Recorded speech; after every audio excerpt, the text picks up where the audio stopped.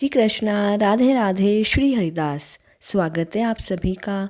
आज हम माघ मास मातम्य के अंतर्गत 22वें अध्याय का श्रवण करेंगे।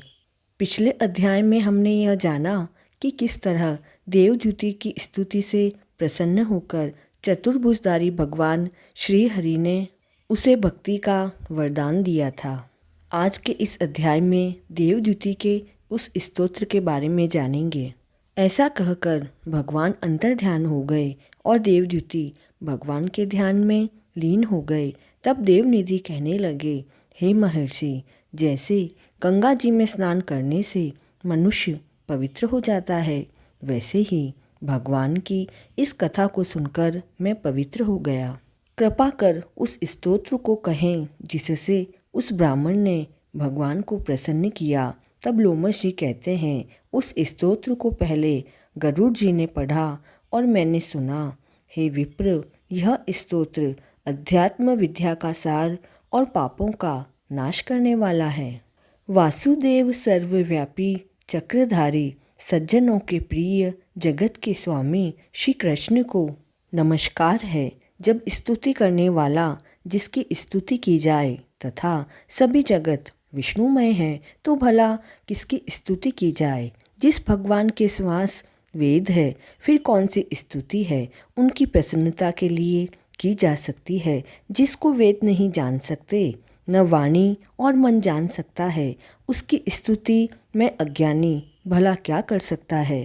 सारा चर अचर संसार जिसकी माया से चक्र की तरह घूम रहा है, इसी से हे प्रभु आप चक्र प्राणी कहलाते हो।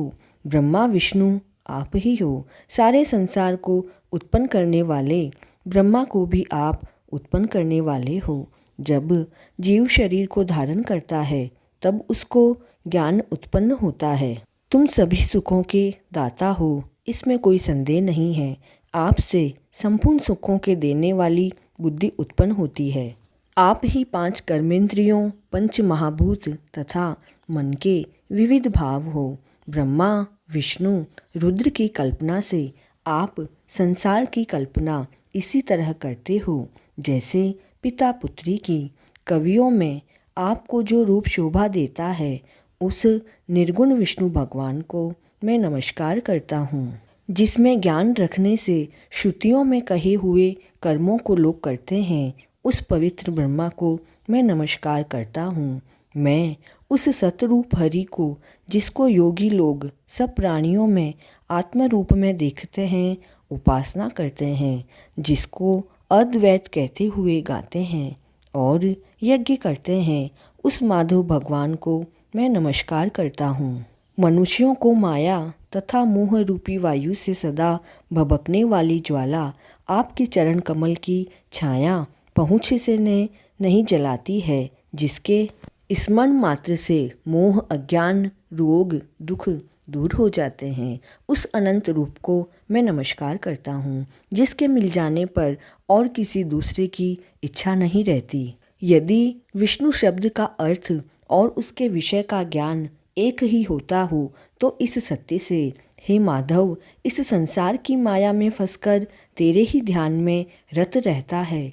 यदि वेदांत दर्शन में भगवान सारे संसार में व्याप्त है, तो इसी सत्य से भगवान में मेरी निर्विघ्न भक्ति हो। जो बीज नहीं है तो भी बिना बीज के स्वयं विद्यमान है, सो वह विष्णु भगवान रूप रंग से हमारे बीच के टुकड़े टुकड़े को जो सृष्टि, स्थिति तथा लय के लिए ब्रह्मा विष्णु और महेश 3 रूप धारण करते हैं और कार्य में सत, रज और तम इन तीनों गुणों में विद्यमान है, वह भगवान श्री मुझ पर दया करे।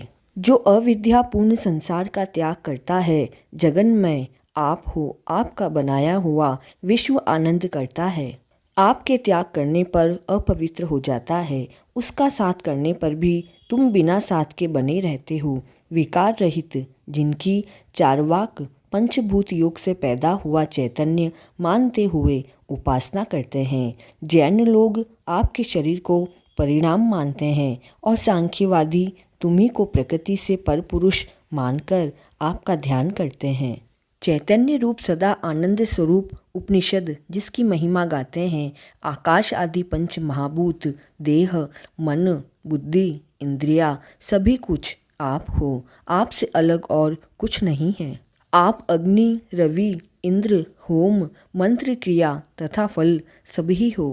कर्म देने वाले वैकुंठ में आपके सिवाय कोई नहीं है। मैं आपकी शरण में हूँ। सब प्राणियों के हेतु तथा उनको शरण देने वाले आप ही हो। जैसे युवा पुरुष की युवती में और युवती की युवा में प्रीति होती है, वैसी ही प्रीति आप में हो। जो पापी भी आपको प्रणाम करता है, उसको यमदूत ऐसे नहीं देखते जैसे उल्लू सूर्य को। प्रत्येक पाप मनुष्य को उस समय तक दुख देते हैं जब तक कि वह आपके चरण कमलों का सहारा नहीं ले लेता।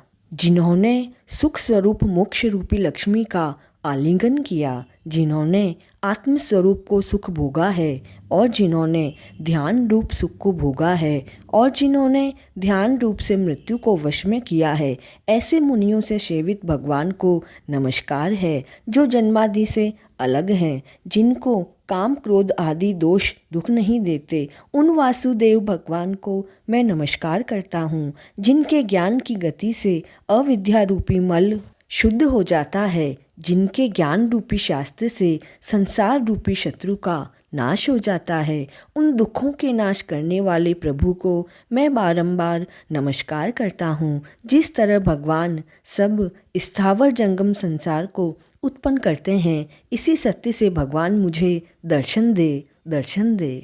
इस तरह उसकी सच्ची भक्ति को देखकर श्री हरि भगवान ने प्रसन्न होकर उस ब्राह्मण को दर्शन दिए। उस ब्राह्मण की स्तुति से प्रसन्न होकर उसे वरदान देकर भगवान अंतर्ध्यान हो गए। वह ब्राह्मण कृतकृत्य होकर श्री भगवान में लीन हो गया और शिष्यों के साथ स्तोत्र पढ़ता हुआ तपोवन में रहने लगा। जो कोई मनुष्य इस स्तोत्र को पढ़ता अथवा सुनता है, उसकी बुद्धि पाप में नहीं लगती है और न ही बुरा फल देखता है।